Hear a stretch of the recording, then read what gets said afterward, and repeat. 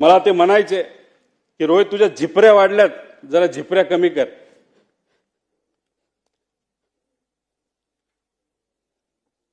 त्या दिवशी एक आदरांजली म्हणून तिथं मी माझे केस कापले. ते मला म्हणायचे तू जरा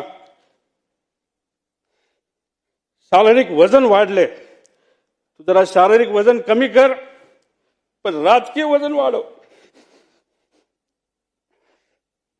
मी नुसतं म्हणायचो हो करतो, पण मी त्यांना शब्द देतो की माझी हेअरस्टाईल मी अशीच ठेवेल, शारीरिक वजन कमी करेल, राजकीय वाढवेल, पण एक गोष्ट मात्र खरी. ते मला म्हणायचे वरचं बटन वरपर्यंत लावत जा, पण काकांना एक सांगायचे 40-50 वर्षानंतर मी जेव्हा तुम्हाला भेटेल तोपर्यंत मी बटन असंच उघडे ठेवणार, त्यावेळेस मात्र तुम्हाला भेटल्यानंतर हे बटन मी त्या ठिकाणी लावेल, कारण शेवटी हे बटन असं ठेवल्यानंतर तुमची आठवण त्या ठिकाणी मला नक्कीच त्या ठिकाणी येईल.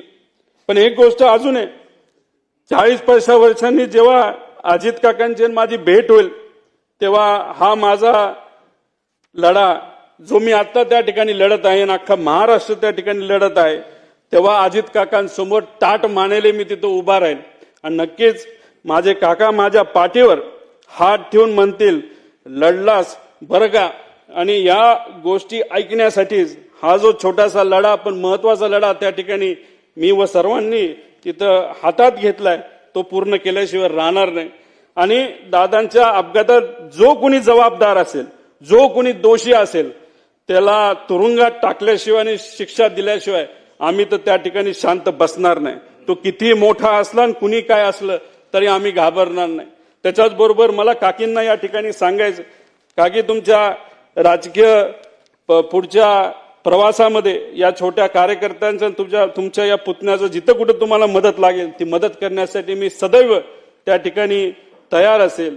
एवढंच या ठिकाणी सांगतो, जेवढं बोलेल तेवढं कमी आहे, पण आमच्या या काकांच्या विचारावर काकांच्या स्टाईलनी मी नक्कीच येणाऱ्या काळामध्ये लोकांच्या हितासाठी, महाराष्ट्राच्या हितासाठी त्या ठिकाणी काम करत राहील. धन्यवाद. रामकृष्ण.